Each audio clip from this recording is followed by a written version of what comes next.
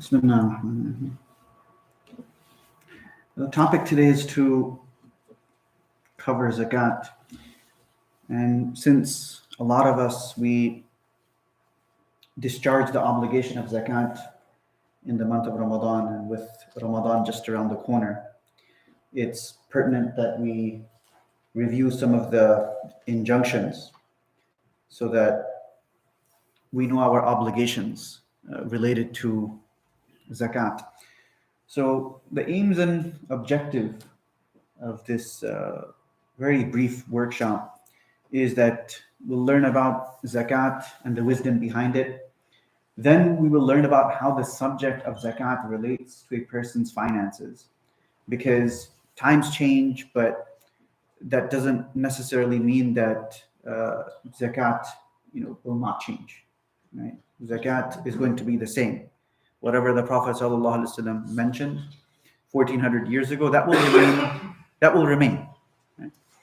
So the application of zakat, this will evolve, however, right? Because that has to meet the requirements of the time. So, for example, 1400 years ago, or rather even 100 years ago, there was no such thing as pensions, shares, bonds, bank accounts. And just a few years ago, we didn't have any of these things.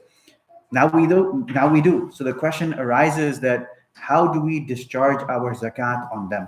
Right? How do we discharge zakat on shares, on bonds, on bank accounts, on pensions? So it's important that we address these topics. Zakat is also given once a year, so our knowledge on this subject, it needs to be refreshed so that we can discharge this fard correctly. It's a fard. Zakat is fard, so we need to discharge it correctly. So we will learn how to calculate zakat. What do we have to do? What do we have to pay it on? What don't we have to pay it on? When do we have to pay it, and how often? We'll also learn about the valid recipients. A condition of zakat is that it must be given to a valid recipient. So if a person, for example, is not a valid recipient, then the zakat is not fulfilled. The zakat will not be considered as fulfilled. So we'll go through different zakat scenarios and learn how to calculate zakat practically. So part one, an introduction to zakat in Islam, the history of zakat. Allah subhanahu wa ta'ala has mentioned zakat numerous times in the Quran. Many times it's mentioned along with salat. But when was zakat actually made compulsory? So we look at the early days of Islam in Surah Muzammil, which is actually this is wrong. I'm just correcting some things. Surah Muzammil, it comes in the 29th juz. So Allah subhanahu wa ta'ala says that وَأَقِيمُوا الصَّلَاةَ وَآتُوا الزَّكَاةَ وَأَقْرِضُوا اللَّهَ قَرْضًا حَسَنًا.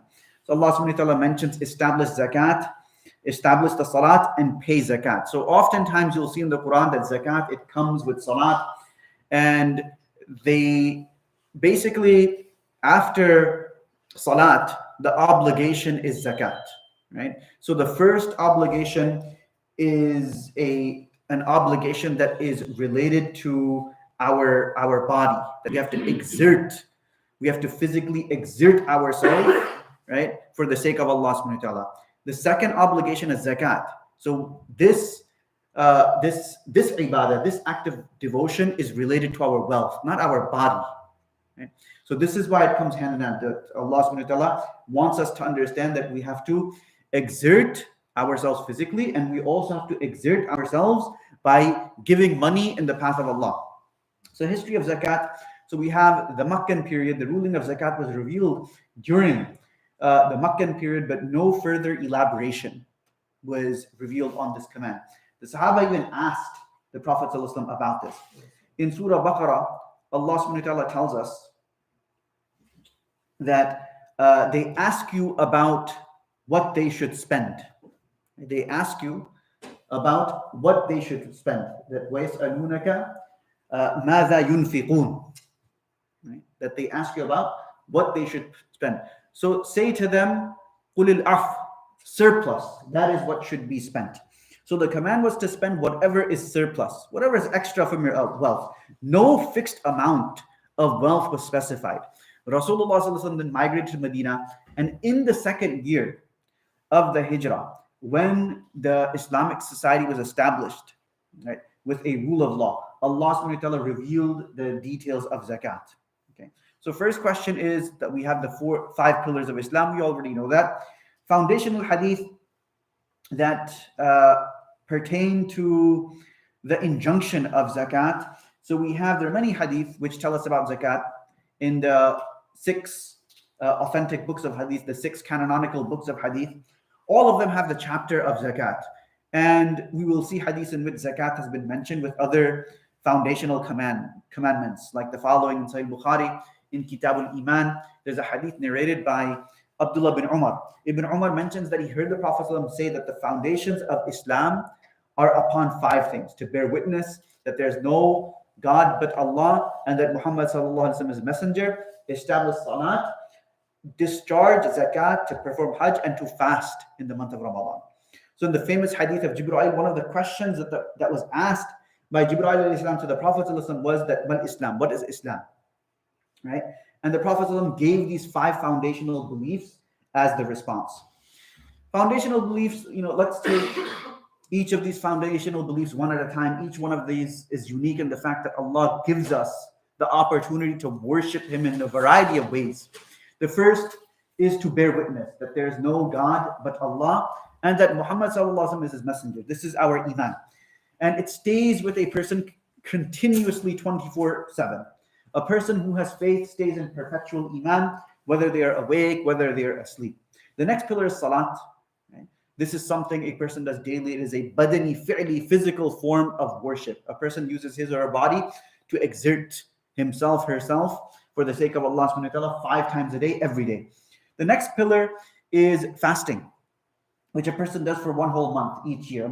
A Muslim on average will spend 1/12 of their adult life fasting. And this is a ibadah, a form of worship in which a person abstains, a taraki.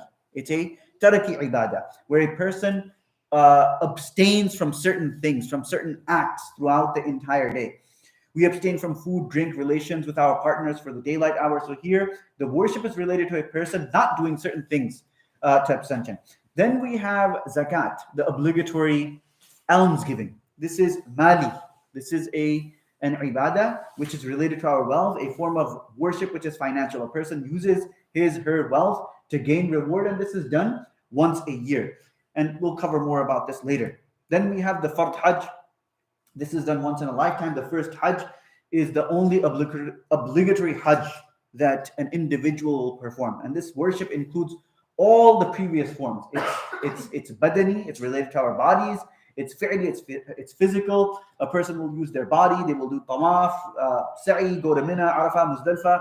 And it's also a taraki ibadah, that we have to abstain from certain things during the hajj. When a person is in ihram, they have restrictions. Men can't cover the head, wear stitched clothing. Men and women cannot have relations with their spouses, cut their hair, pare their nails, etc. Finally, hajj is also a mali. It's a financial ibadah, as a person will have to spend a lot of money to go for hajj. Sometimes it could be their life savings. So you can see that how Allah subhanahu wa ta'ala is merciful, gives us all the opportunity to worship in a multitude of ways. It is also an obligation upon each Muslim to learn how to discharge zakat. Rasulullah mentions in a famous hadith that the seeking of knowledge is obligatory upon every Muslim, and this includes learning about zakat and how to discharge it correctly. Okay, what does zakat mean from a literal point of view, shari'i point of view? The literal meaning of zakat, it means purity. This is the literal meaning. That قَدْ أَفْلَحَ مَنْ تَزَكَّى. Success is surely achieved by him who purifies himself. The reason why zakat has been called zakat is because it purifies the person who discharges it from the baseness of sin, miserliness. In another ayah, Allah subhanahu wa ta'ala mentions that خُذْ مِنْ أَمْوَالِهِمْ صَدَقَةً تُطَهِّرُهُمْ وَتُزَكِّيهِمْ. That take sadaqah, obligatory alms, out of their wealth, through which you may cleanse and purify them. Another meaning is increase, numu. The reason why it is called increase is because zakat is a means for a person's wealth to grow. So Allah gives a return to the person who discharges the zakat in this world and gives them reward in the hereafter. Another meaning is truthfulness. And the reason is when a person discharges zakat, it shows their truthfulness in their faith and the state of their heart. Their truthfulness and purity, they're a mark of sincere intention. When a person gives zakat, then this becomes a form of purifying their wealth. And once our wealth has been purified, Allah gives us barakah, blesses us in our wealth, and this in turn causes it to increase. Now, one thing we must remember here, that is not about the amount of money we have, but the amount of barakah Allah subhanahu wa ta'ala puts in our money. We could have a person who has a lot of money, spends $150 a week shopping, and even before the week is over, all of the food has run out. On the other hand, a person spends $50 after a week, there's still food left.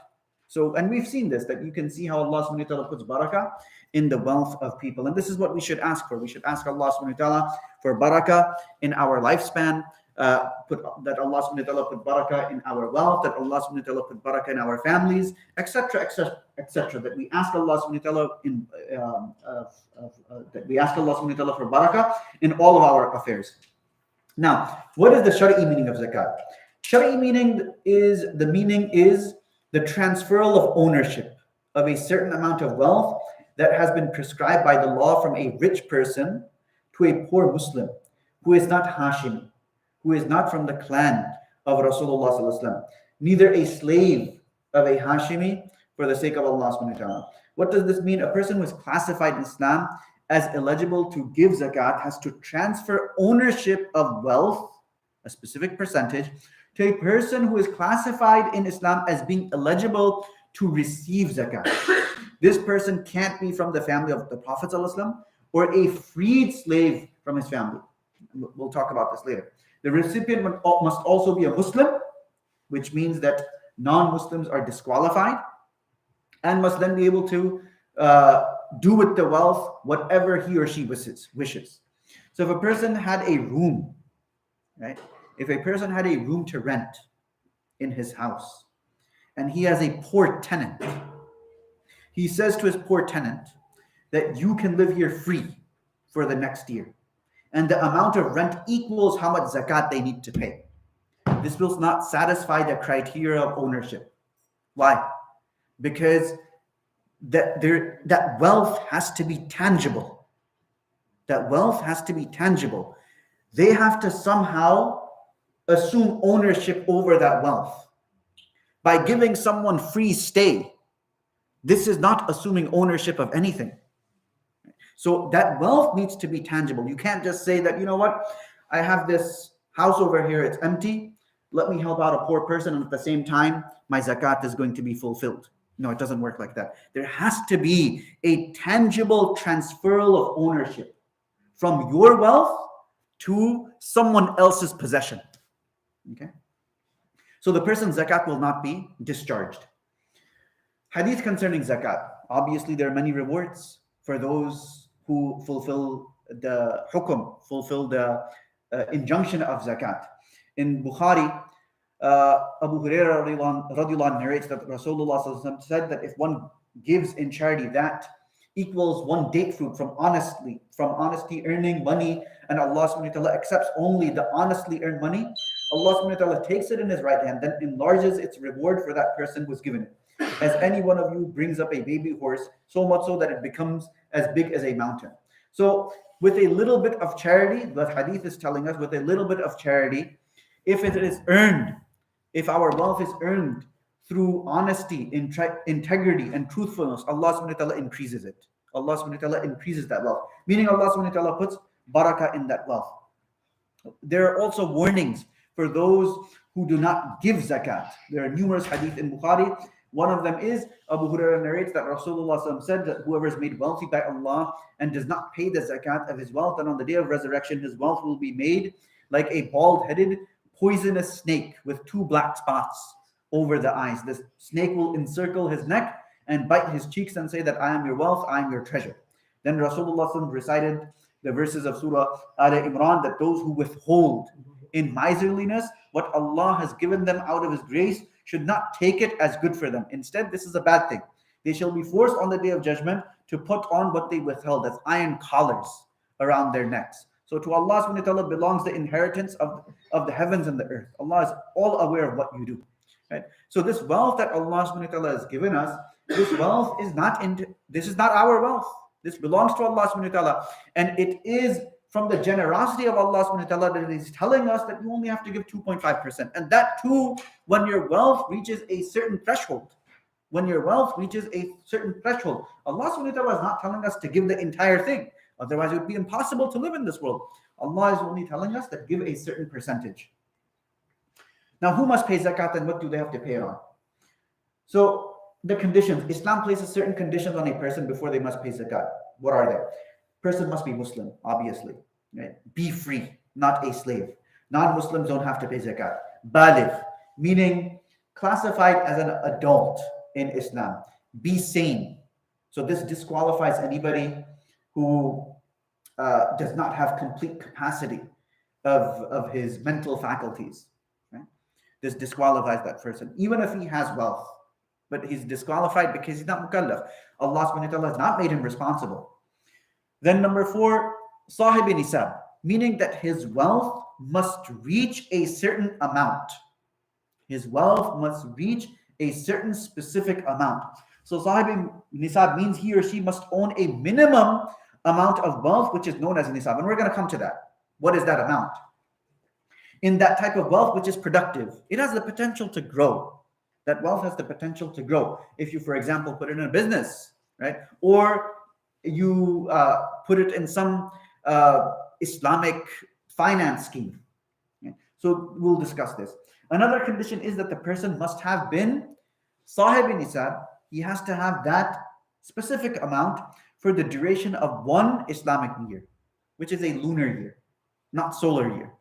Right? So we're not going to follow the solar calendar. We are going to follow the lunar calendar.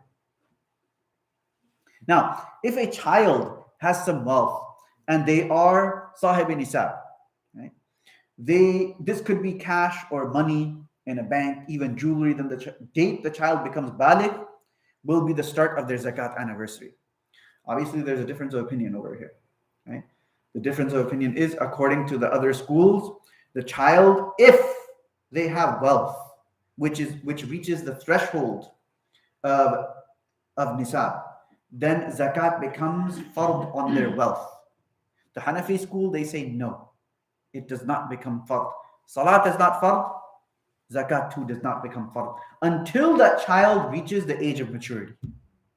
Until that child reaches the age of maturity. So Hajj is not fard on a child, right? Fasting is not fard on a child, right? Then you have salat, which is not fard on a child. So the Hanafis say even zakat is not fard on a child. The other schools, they make the exemption that yes, those things are fine, that it is not fard, but zakat is fard. Because zakat is something that is related to wealth. It's not related to the person. This is the argument. Okay. Now, moving on, the same ruling would also apply to a person who reverts to Islam. There are now two things we need to explain. What is the zakat? What is the nisab value? And secondly, what do we mean by productive wealth? So nisab value is owning wealth over a certain amount of silver or gold, or its equivalent in cash. So the value of gold is based upon 20 mithqal, which was the weight used in the time of the Prophet ﷺ. In today's time, the mithqal would be approximately 4.37 grams. So 20 grams 20 mithqal multiplied by 4.37 grams equals to 87.4. So if a person has 87.4 grams of gold or its equivalent in cash, zakat becomes fard. You have to have it for one lunar year. Okay, so 1 gram of gold, I'm going to mention this. Now, this is the gold nisab. Now, today, right, the silver and gold, there's a huge disparity between them, right? If we multiply this is probably like, I think what, $4,000, $5,000, right? 87 grams of gold, approximately, give or take. Now, silver is much less. The value of silver is based on 200 dirhams. In those days, 200 dirhams was equivalent to 20 mithqal. Okay. A dirham used to have a weight. 1 dirham was 3.06 grams. Okay. So 200 multiplied by 3.06, 612 grams and 36.36. This is the amount. So if you multiply that by whatever the amount is, I think today is like 66 cents, you'll have $409 or something. Okay, so in today's prices, 10th March 2023, the value is as follows: silver nisab 612.36, gold 87.48 at 66 cents and $60.38 respectively. At the time of writing, if a person has $403.64 for 1 lunar year, an adult, then he has to give 2.5% of that.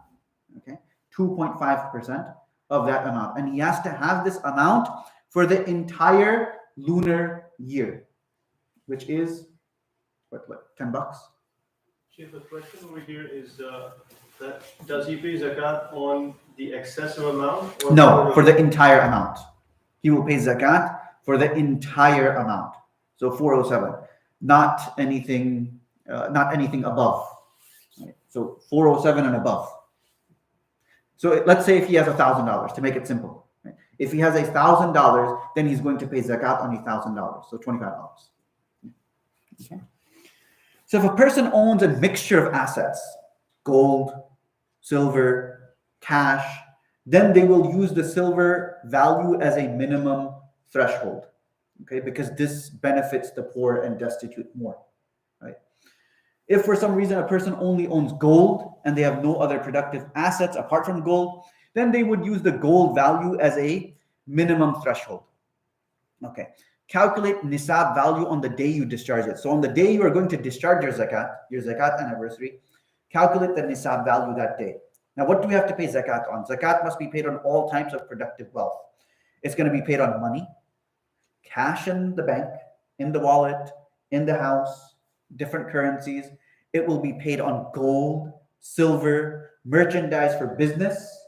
If a person has a business, he has merchandise sitting on the shelves, right? It's worth something. Right? It's worth something. Crops, cattle, pension funds specifically that are vested, and this is coming, to which we contribute. And we're going to cover this. Shares, right? If a person has shares in different companies, all of this is zakatable. All of this you're going to add, and after adding and deducting your liabilities, the net, you will pay zakat not on the gross amount, the net amount. You will pay zakat on the net amount, not the gross amount. So we're going to add all of this together, make a total, and then we will pay zakat, right, after deducting our liabilities. So for this presentation, we're not going to go into zakat on animals. No one has animals over here, right?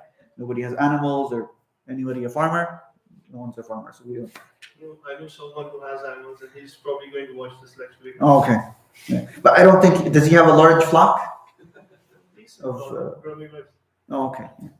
So it's a modest flock. The example is if somebody has 100 goats, Yes. one goat goes for zakat. Yes. That's the rule. Yeah. So there's the different, for animals, goats, sheep, cattle, there's different types. Okay, so crops, dates, fruits. If anyone has any livestock, orchards, then let me know, and then we can work it out. Chef, but like if you're getting a salary once in a month, right, and you spend it, and you're not having it for the entire year. Yeah, it's whatever you have at that time in your bank, at home, right? Whatever money you have. So, for example, let's say right now in my wallet I have $100. In my bank, I have $50,000. At home, I have $4,000 in currency. I'm going to add that on my zakat anniversary date, deduct my liabilities, whatever debts I have, and I will multiply that amount by 0.025, and that is my zakat liability. That's how we do it. Very easy. Now, what do we have to pay zakat? What don't we have to pay zakat on? Zakat will not be paid on non-productive wealth. Any assets that a person owns, house a person lives in, there's no zakat on that. The car that you use, you can have multiple cars for work or something, as long as they're not for business, right? There's no zakat on that. Furniture at home, there's no zakat. Right? Electrical item, pots, pans, the things that we use, there's no zakat on it. Any jewelry which is not gold and silver, right? As well as, tools in the house, right? So no zakat on it. So it's best, to buy our wives diamonds and rubies and sapphires instead of gold and silver, because avoid paying zakat. Yes. if a person has a piece of land and he intends to build a house on it for himself, would that land will be? No, it will not be zakatable. No. It's a good question. It's a good question. No, it will not be zakatable. Okay. Similar question to related to this Yes. question is, like if you have gold and you have put it, that, okay, this is for my this kid, this is for my this kid. Mhm. What about that? So the ownership, if you're transferring ownership from yourself to the child, then that child will not pay zakat on that amount until he reaches the age of maturity. Once he reaches the age of maturity, then zakat becomes wajib on it. It becomes fard. You will have to pay zakat on it. Either he will pay zakat on it or you will pay zakat on it. Yeah. There is a difference of opinion when it comes to jewelry. So according to the Hanafi school, there is zakat on gold and silver jewelry. According to the other madhahib, there isn't. There's a request to repeat the question. Okay. They can't hear. So the question was that uncle asked that is there zakat on property? A person purchases a property and then builds a house on that. Is there zakat on it? No, there is no zakat on it. You mentioned about the gold and the silver. Yes. If you make from the rings and you say in Hanafi is not really true. Yes, according to the Hanafi school, we have to give zakat on anything that is gold and silver, even if it is jewelry. It has, even if it is not in use. Even if it is not in use, we have to give zakat on that. You said other mazhab, Other madhab, according to the Shafi madhab, you don't. So what is the difference between gold and gold jewelry? Can you repeat the What question? is the difference between gold and gold jewelry? You mean the Yes, gold ingots. The ingots that you get, the 1 gram, 1 ounce gold. They sell like the cubes? the cubes. Yes, yeah. So the cubes is a gold and The jewelry as well. So anything that is 18 carats and above, that would be subject to zakat. Anything that is 18 carats and above. If less than that, if it's 14 carats, and there's some difference of opinion when it comes to 14 carats. What is the dominant metal in 14 karat gold? Yeah. But usually, women from the subcontinent, they wear 22 karat gold. No one wears 18 karat or anything less than 22. So all of the jewelry is going to be zakatable. Yeah. According to the Hanafi school. So meaning if in others dominate the gold and then you don't need to. Yes, if it's 14 karat, there is a difference of opinion over here. Because we're going to look at the dominant metal. So if the gold can easily be removed from that 14 karat, that would be subject to zakat. If it cannot be easily removed, then it will not be subjected to zakat. There was a question I was asked: is mortgage or car loan considered as a debt to deduct? It is. I'm getting there. Yep. I'm getting there. Okay, so now we know what the nisab value is, right? Which is 87 grams of gold or 612 grams of silver, or its equivalent in cash. Right? So far, so good. Okay. Before we can calculate our zakat, we still require some more information as follows. How much zakat do we have to pay? What is the percentage, right? That is going to be deducted from our total wealth. When do we have to start paying it? Is there a date, and how often do we have to pay? Once we have calculated our gross wealth, are there any deductibles which can be taken away from it to calculate our net wealth, right? Our net wealth. Similar to, we have gross and then we have net. What happens if I have debt? If I have a debt, or I've loaned a sum of money to someone else, right? Do I need to pay zakat on it, right? So how much zakat do we have to pay? Meaning what percentage or share of our net wealth must be given in zakat, number one. How much zakat do we have to pay? Once a person has worked out their net assets, they will pay 2.5% of the total, or 1/40th. And we'll talk about net assets later. How often must we pay zakat? And how often do we have to pay? Zakat must be paid every Islamic year, lunar year. People make a mistake that it's the solar year. It's not the solar year. It's the lunar year. The lunar year is shorter than the solar year. When do we have to start paying zakat? Ideally, a person should make note of the Islamic date, and this is important to understand.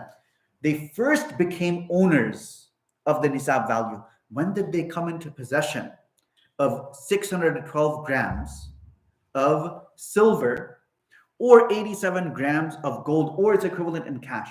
That's when this individual, right? That's when this individual has to start paying zakat on that day. You can't just randomly say, well, you know what, I'm going to pay in zakat. I'm going to pay in Ramadan.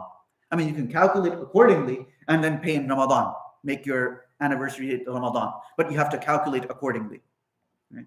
Based on if you want to, because you might have to pay a little bit extra so that you get that opportunity to pay in Ramadan. The gold has to be 24. The gold has to be 24. 24 karat? 24 karat for zakat? Mm-hmm. No. No, for the nisab. For the nisab, the gold has to be 87 grams in total, 20 misqal. 87 gram, Yes. 17, different than 21 and 24. Are you asking about the carats? Yep. The carats, right? So yes, that would be it would be less. So If it has to be the 24, that's what the older day used to be the 24, yes. Yeah. So over here, there's some detail when it comes to jewelry. So what they do, what the fuqaha they've stated is lil akthari hukmul kull. Lil akthari hukmul kull. That whatever the dominant metal is in the jewelry, it will take that hukum. So if the dominant metal is gold, it will take the ruling of gold. Like the whole thing would be considered as gold. Right? This is what the fuqaha have stated. Yeah. Wallahu Yeah, a'lam. when they make the nisab, when they make it 87, Okay. the value of 87 of 18 karat Yes. is different than 24. Absolutely. 18 karat. Absolutely. Of course. Good question. That's an excellent question. So yes, it's going 18 karat is going to be less than 87 grams of pure gold. But as I said, for 18 carats, for 22 carats, right? Because this is you get 22, 21, and you get 18, right? So what they have stated is that if this amount is equivalent, like if you take it to a jeweler, right, you can get that amount assessed. You can get that jewelry assessed.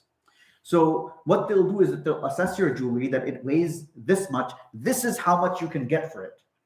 Because our gold, the gold that is sold in the subcontinent, I'm not sure how it is in other countries, but the gold No, that's I'm sold, talking about comparing the nisab to the money.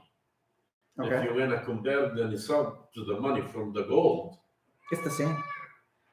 See, the nisab is based like any, the equivalent in cash.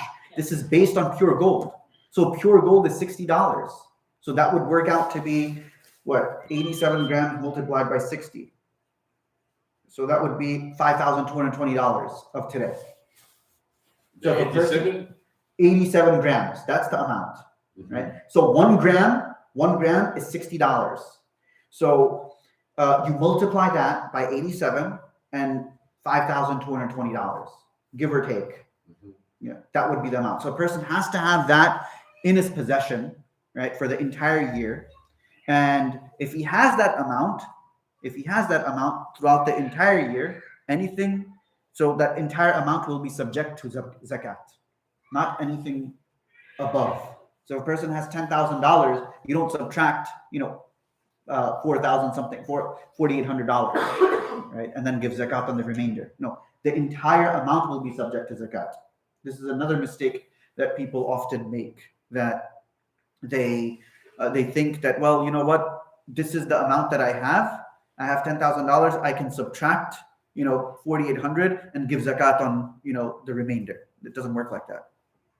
The entire amount will be taken into consideration. One more question. Yes. So just like the nisab has to be for whole year, like $1,000, Yes. you have to have for a whole year. Yes. Okay. What about the debit? It has to be on you for the whole year, or let's suppose somebody pays on on the first of Ramadan, Yes. 2 months before he buys something, or finances something, and he has a debit of, You can omit, you can subtract and deduct your debts up to 1 year. So for example, if a person finances a car, so you can subtract and deduct the monthly payments on that car for 1 year. Same thing with a house which is purchased on mortgage. You can do that up to 1 year. Because if you do more than that, nobody's going to pay zakat. Right? Because if a person has purchased a house for $500,000, right? How many people have, $500,000? Right? Nobody has that kind of amount. So if a person has 100,000 sitting in the bank, but his mortgage is 500,000, then you're not going to deduct 500,000, right? You're in the negative then. Nobody's going to pay zakat in this country. So that's why the contemporary scholars, they've mentioned that you can deduct up to 1 year, right? So if your mortgage, let's say, is $5,000 a month, right? So 5,000 multiplied by 12, you can deduct that from and you would pay zakat on the remainder. Is that clear? Yeah. Yes. So nowadays, like the nisab, doesn't matter, you have a silver, you have gold, is actually calculated in a cash, right? The cash value? Cash value, yeah. Cash value. That's how the calculation. Yeah. Nowadays, it's just cash value. So 87 grams of gold, the cash value is $5,220. Right, it doesn't matter 24, 22, whatever the cash value is. Whatever the cash value is. Very few people have, ingots of gold. Very few people, right? They have ingots of gold, ingots of silver. That gold is generally 99.9. But gold is a very malleable metal. You have to add some metal in it, right? To make jewelry. That's why you have, if it's 22 karat gold, that's the purest gold that you can get in jewelry. You cannot make jewelry it's a soft metal. You cannot make jewelry from pure gold. So in those days, the dinars, as I mentioned, it's about 4 grams, right? 4 grams something. So the dinars, sometimes they would like shave a little bit off to cheat, right? Because this is what they would do, unfortunately, right? Because it's pure gold, right? And it's malleable. Yeah, you can. So they would shave a little bit off, and they would collect that, and this is how they would cheat people as well. Yeah, unfortunately. So if you look at old currency, they used gold, pure gold, and pure silver. Pure gold and pure silver. They did not, because it's just like a round coin, right? And they stamped it, right, at the royal mint. So they had their royal mint. They would stamp it with the Khalifa's name and with kalima or something, and that's it. Right? So you have you'll see a lot of old coins from the Umayyad period, from the different dynasties, and all of them, they're just it's pure gold or it's pure silver. Okay. There was another question. Yes.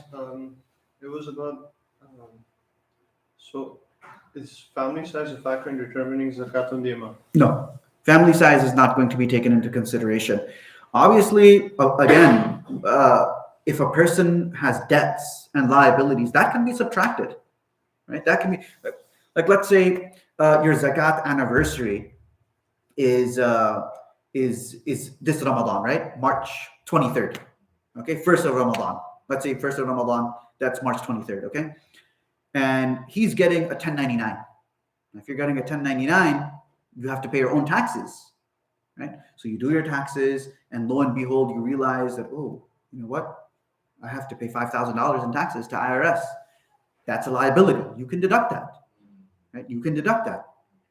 And you would give zakat on the net amount, right, after that. Yeah. Same thing if you have like credit card debt. Same thing, credit card debt. You're making car payments. You have a mortgage payment. That month's electricity bill, utility bill, all of that can be deducted. All of that amount can be deducted. And then you pay zakat on the remainder. Yeah. You pay zakat on the net. Any other questions? So if you're, for example, the lunar year hasn't completed yet, it has complete.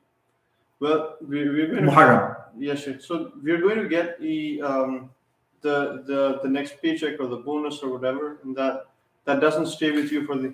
No, and I'm going to talk about that. So, for example, whatever salary you're going to get, Right. whatever salary you're going to get, whatever bonus you may get, that is not considered part of your income.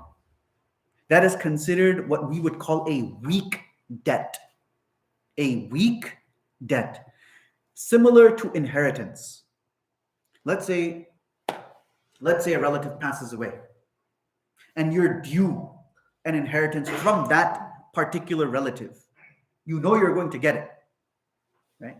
But that amount is not subject to zakat because this is considered a weak debt. Same thing with a person's salary.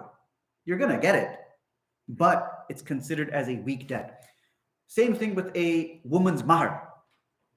So when a man gets married, he's liable to pay a monetary amount. So let's say a monetary amount was decided between the man and woman, right? A monetary amount was decided between man and woman. And Ahmed, here, I found one. Yeah, so a monetary amount was decided between the man and woman, and an immediate amount was given, $1,000, right? And now this woman is owed $4,000 more from her husband. She has not yet received it. Does she have to pay zakat on that $4,000? No. No, she does not. This is considered a weak debt. You guys follow me? This is considered a weak debt. Now, let's say someone purchases my car. Okay, someone purchases my car. I have a car, hypothetical situation, it's worth $10,000. I give my car, right? Let's say Brother Saad purchases my car. I give my car to Brother Saad. He owes me $10,000. That amount that you owe me, this is what we would call a medial debt. This is in consideration for something. I have to pay zakat on that. This is not considered a weak debt. It's in consideration for something. He's taken something from me. I'm getting something in return. Although I don't have it in my possession, I know I'm going to get it. So I have to pay zakat on that amount. That will be added, right, at the end of the lunar year or the zakat anniversary date. Okay? Everybody with me so far? Beautiful point. There's a question. He says, the brother says, there's zakat on assets for cars and duplex house as rental. How do we calculate them? So zakat on assets which are used for business. You would have to calculate. Let's say somebody has a business where he's buying and selling cars. So he has a whole bunch of cars on his lot. Okay. He has, let's say, 10 cars on his lot. So he's going to ascertain the value of those 10 cars. That, okay, how much are these 10 cars worth? Then he's going to give zakat based on, how much those 10 cars are worth. Add that to his monies, stock, whatever, gold, silver, different currencies, and then multiply that by 0.025. Okay, and then obviously can subtract the liabilities too. So very easy. For example, for stocks, it's going to be the price of the stocks On that day. on that day. On that day, on the zakat anniversary date. So if a person has in his possession, let's say Costco stocks, right? Costco, Qualcomm, or any of these, Fortune 500 companies, Apple, Google, right? It's going to be, the zakat will be due on the value of that stock on that day. Okay, that is what is going to be factored. So if you have a car for going to like all of us we have going to the job. No, this car is not for business purposes. This car is for personal use. A person has a lot of cars where he's buying and selling cars. That's a business. Most of the time, he doesn't really own the car. The bank owns Yes, it. the bank owns the car. Yeah, but we're talking about like some grocery guy. He filled the grocery now with the $10,000. Yes. stuff, but he did not sell anything yet, Then no, that would be a liability. Then there's no zakat due on that. because he doesn't even have the money. Yes, there's no zakat due on that. This is in the scenario when a person owns his merchandise. So if, let's say, you have a typical delicatessen, right? You have a typical delicatessen, or you have a general store, right? You have a general store. Where does a person go and shop for his general store, right? He goes to Costco. He goes to Sam's Club. He goes to BJ's. He gets a whole bunch of stuff. He buys a whole bunch of stuff, right, for $10,000. And then he puts those packages in his general store. Now, he's paid cash for that. He's paid cash for that. That merchandise is worth something. It's for resale. All of it is for resale. So he's going to put a valuation on his merchandise that is sitting in his store and give 2.5%. Let me paint you another scenario. Let's say someone is a perfume seller. Someone is a perfume seller. He sells oud, amber, right? Different types of perfume. Okay. So he's going to take stock. He's going to take stock of whatever he has sitting in his store, right? Put a value on it that, okay, this is all valued approximately $100,000. So he will give $2,500. So what he can do, he can take like a bottle of oud that's worth $2,500, give it to a poor person. Here, this is yours. Do with it what you want. So his zakat is fulfilled. This is how you do it. If you have a store, right? If you have a store, obviously a person can have multiple cars and multiple homes. That would not be zakatable. A person can have one home over here. You can have a home in India, Pakistan, Egypt, wherever. Right? You don't have to pay zakat on it because it's for personal use. You can have 20 cars and they're for personal use. You're not selling them. You just like to have cars. Nothing wrong with having multiple cars. Somebody has a house and it is rented. It's not personal use. It Yes. is rented. So That would not be zakatable.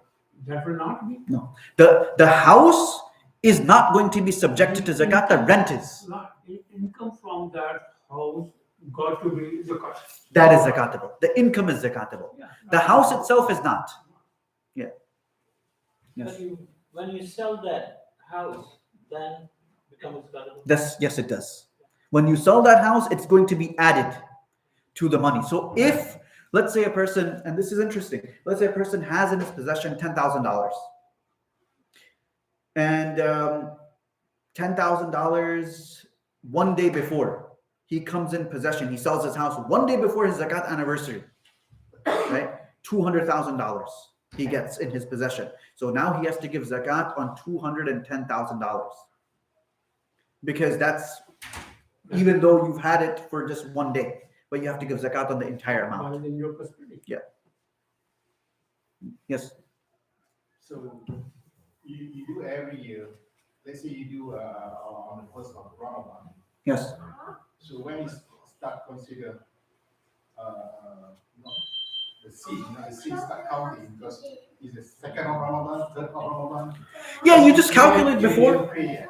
Yeah, I mean, everybody calculates differently. What you do is that you calculate on the first of Ramadan that this is how much I owe, and then you pay it accordingly. Now let's say you delay, because certain things, then you delay, you pay on the 10th of Ramadan. Between the first and 10th of Ramadan is you in the. No, you're not sinful because the person has already calculated how much I owe. Just write it down. That's all you need to do, and separate that amount from the rest of the wealth. And if a person does not have that amount, then write it down that this is how much I owe, so that the heirs at least know. The heirs know that this is how much I have to pay on behalf of my father, on behalf of my mother, or whoever. That's how it's going to be done. Unless it's purposely delayed. Yeah, unless it's purposely delayed, then it's a different matter altogether. And also zakat, you can pay zakat early. So let's say, Ramadan, your anniversary date is the 1st, right? And you decide to pay right now. You can pay it right now. You can calculate whatever wealth you have, what your whatever gold you may have in your possession, whatever silver you have, stocks, merchandise, and then after deducting your liabilities, the net amount that will be subject to zakat, you can give that now. So you can give zakat early if you like. That's also permissible. Is loan given to someone? Does that come to That's that? coming. So I'll answer the question anyway. So if you have this conviction that this loan that I have given to someone, it's going to be repaid, right? It's going to be repaid. Then you're going to give zakat on that loan because you know that it's going to be paid. It's still your money, as opposed to a loan which you know that, you know what, it's gone. I'm not going to get it back. Right? There's no possibility because this guy is just, he's procrastinating and making excuses. Yeah, I'm not getting it back. So there's no zakat on that. However, once he gives that amount back, then there is zakat obligatory on the previous years as well, up to that point.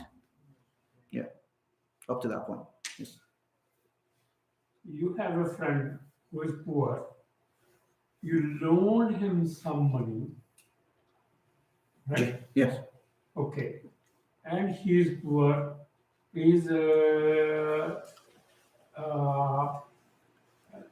He qualifies to receive zakat. So you cannot use that money for zakat. Yes. Right? Yes. No. No. You have, when he gives you back, Yes. then you pay zakat on you cannot. Yeah, but then if you are sure he gonna pay you, you can. If you're not sure and he is a balance there, you have to wait until he does. After that, you pay for 1 year. But you cannot just forgive them money as a zakat. Yes, you can't say that it's zakat, because we established at the beginning that zakat is transferal of ownership, right, from your ownership to someone else's ownership. Right. So there has to be that transferal that takes place. This is because of the ayah, إِنَّمَا الصَّدَقَاتِ لِلْفُقَرَاءِ. So that lam over there for fuqara, this lam is for tamlik. It's to establish ownership. It is to establish ownership. So there has to be transferal of ownership from your ownership to someone else's ownership. And again, it has to be something that is tangible. You can't have something abstract. Now there are two categories of receivers, fuqara and masakin. If you can explain the difference between that two. Yeah, it's coming. I think we can go for 10 more minutes. It's quite long. Okay. Okay. So how often do we have to? Okay, zakat must be paid once every Islamic year, so each lunar year. Okay, so when do we have to start paying zakat? Ideally, a person should make note of the Islamic date they first became owners of the nisab value, i.e. nisab holder. It is important we teach our children as well, because some of them who have become baligh, they become mature at the age of 13, 14, 15, and they have their own accounts as well. They have their own accounts, they have their own money. Right? So when it comes to students, however, we can use the higher of the two nisabs for kids, just to make it easy for them, right? Because a lot of them they go to college, right? They go to college. Instead of using the lower nisab of silver, in which they would have to give zakat, use the higher of the two. Use the higher nisab. Use the gold nisab, which is more than $5,000, because they're students. You know, if you use the lower one, it's going to be difficult for them. Okay. Once you've got the date, one Islamic year later, if you are still equal or above the nisab threshold and you haven't gone below 0 during the year, you will have to pay 2.5 of your total net assets on that day. On that day, each year, where's it go? On that day each year, you will now discharge your zakat. Now, paying zakat in Ramadan, it may well be the case that a person cannot exactly remember the Islamic date they became nisab holder, right? You have that amount. Many of us, we don't remember, okay? And we're not familiar with the Islamic calendar in general anyway. So in this case, we can choose a date. Just exercise, your faculties, choose a date. And that's why everybody chooses Ramadan. It's the easiest. If you're going to use Ramadan, and ensure you are not in arrears and all backdated zakat is paid, that you went a little bit over. So that, okay, I'm paying in zakat. I'm paying in Ramadan. And then choose a suitable date in Ramadan. From then on, everybody chooses what? First of Ramadan, right? It's the easiest. Then you will calculate and discharge the zakat on that day each and every single year. It's also more rewardable to discharge your zakat in this month, as the reward for all deeds are multiplied. Now, question: what if wealth drops below nisab during the year? Now, let's say within a year, a person total wealth drops below the nisab threshold. According to the schools of thought, what is the ruling? If a person on the 1st of Muharram had net wealth over $500, so they were over the nisab value, silver, okay? In Jumad al-Thani, Rajab, the net wealth dropped, but the nisab value remained intact, still had 500. Then zakat will be given so long as nisab remains throughout the lunar year, right? No. To summarize, if a person was above the threshold at the beginning of the zakat anniversary, and 1 year later they're still above, they're still there, right? Even if it dropped, then they will have to pay zakat on the net wealth they own on their zakat anniversary. Okay. Now, what if the wealth drops below zero during the year? So, if they drop zero in the months of Jumad al-Thani, Rajab, their net wealth fell below zero. On the 15th of Rajab, they reached the nisab threshold again, stayed positive. Okay. In this scenario, the person will now have a new zakat anniversary date, meaning 15th of Rajab, because that's when he went to zero. Now it went back up to that amount. So now that would be the new zakat anniversary date. The zakat will now be due on them 1 year from the date if they have stayed above nisab in that year and are above the nisab threshold. Now take a look at this over here. We have learned how to calculate our gross asset value, but zakat is not paid on gross asset value. It's net asset. Okay. How do we get to that? Look at the formula below. Gross asset value minus deductibles equal net asset value. The value deductible will be taken off the gross asset wealth, not off the zakat payable. Not off zakat payable. So example, gross asset wealth is what? 40,000. Deductibles are 20,000. The net asset value is 20,000. This equals zakat liability. Zakat is $500 on 20,000. So in order to calculate our zakat, we also need to work out our deductibles. These are items which are still due to pay. So bills which are currently outstanding, for example, if you have to pay your utility bills, gas, water, tax, right? Property tax, all of that. That's all you can deduct that from your gross amount. You cannot deduct any bills which are not outstanding, future bills. I should get 2 questions Yes. that I missed. The first one, for mortgage, if the total is $3,000 a month, out of that you're getting $1,000 as rental. Do we pay zakat on $12,000 or $36,000? Not sure about the calculation, but so that was the question. Again, you add whatever rent you have collected, deduct, add that to your gross, and then deduct the mortgage. This is what we would do. One very important question which is going on, like I have, gone through this type, zakat lectures and, Yes. And in the end it always gets very complex at least for me, Yes. And I have to go through it again and again. And Yes. Still I don't, that's why I requested you to. Well, some of the scholars are saying that if you are living in a non-Muslim country, like you are living in America or Canada or any other country, Yes. the tax you pay on your income, like on your gross income, Yes. which is different for different people, it is 20% or 30%. They say that it is a part of the the zakat. No, it is not. No, it's not. No, it's not. It would not be. It would not be part of zakat. What is your take home? The issue over here, I think, is that they have conflated. They have conflated tax liability and zakat liability. Because if they're the tax liability, when a person pays that, who exactly is it going to? It's going to the public. It's going to the Treasury, the United States Treasury. Whatever taxes we're paying, it's going to the United States Treasury. That money is not really being given to the poor Muslim. So zakat, that is not considered as zakat. So our taxes, they are not considered as zakat payments. That's a completely different thing. The scholars who have said that, they may have been, they it's possible, that coming into the United States, they felt that, well, we're paying so much in taxes, so we can probably offset our zakat liability some way, somehow. But it doesn't work like that. From your paycheck, whatever the taxes you pay, and what you have to consider your income or your own money, what you bring home. Yes. That's what it is. But nobody, like scholars in India.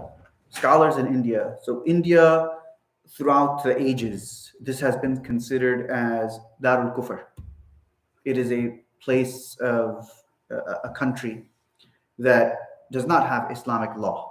Let's make it simple. So, and Islam has been in India for, from time immemorial. It was introduced into the periphery of India in the time of Uthman, radiyallahu anhu, and you even have Sahaba who came into India at that time. You have Tabi'in buried over there in Gujarat, Amreli. So you have famous people buried in India. So it came, Islam came at that time. But throughout history, and then ultimately when, because the majority of the population has always been Hindu throughout the history. You did have Muslims living and stuff, and in like 5 centuries, 6 centuries, you had like so many dynasties from the Mamluk dynasty. There was 2 Mamluk dynasties. One of them was in Egypt. The second one was in India. Okay. Second one was in India. That was also a Mamluk dynasty, right? The Mughals were the last dynasty. Mughal were the last dynasty that came. But prior to them, there was the Mamluk dynasty. Then there was the Khalji dynasty. Then after that, the Sayyid dynasty. Then Lodi dynasty. A whole bunch of dynasties in India. In 5-6 centuries, they saw at least 8 dynasties in 5-6 centuries. But anyway, none of the scholars throughout the ages, they have ever said, and obviously you have to run these dynasties, and all of them, they operated on taxes. They all operated on taxes, but they never considered those taxes when Muslims would pay. They never considered those taxes as paying zakat, because there's no precedent in the Quran, there's no precedent in the Sunnah, there's no precedent anywhere in Islamic history.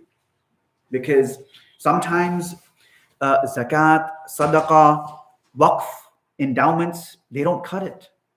And these Islamic states, they needed to collect enough money to run the country. Right? So they were taking money from alternative, tariffs, tolls, stuff like that. Right? Awqaf. But none of them, the taxes that Muslims paid, they never considered that as paying zakat throughout history. Yeah. There's no precedent. Getting short of time. Yeah, I think we'll continue, inshallah. Yeah. Question which Yeah. I will ask you. Yeah, inshallah. Later. Yeah, of course. Chief, can we complete it with the one last question that we Yeah. have? What was the last question?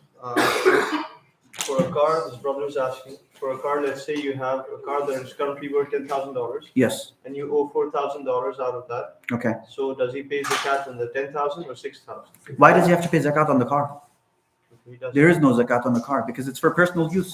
All right. And then he says that the car is not for personal use. He says it's as a taxi. It's being used as a taxi. Okay. It's for his business. Then he says that should I calculate my gain from the vehicle minus expenses and take the zakat for the gain? So is this for resale? I mean, the question is, if this taxi is for resale, right? If it's for resale, then there's going to be zakat. If it's not for resale, then there's no zakat on it.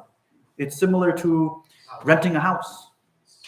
It's similar to renting a house. There's no zakat on the house, but there's zakat on the rental, on the rent that you're collecting.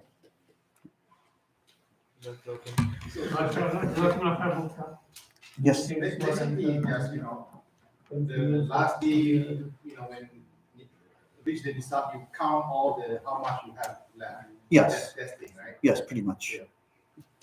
Mashallah.